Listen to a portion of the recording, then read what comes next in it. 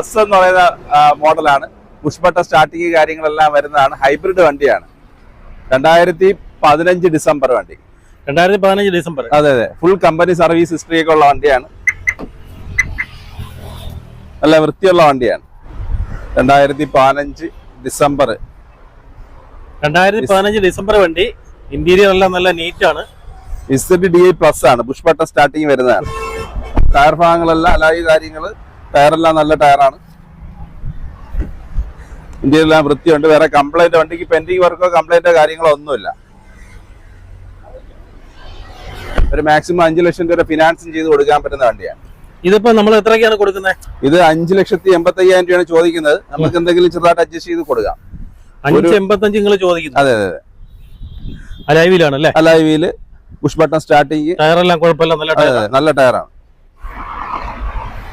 ഇത് 2012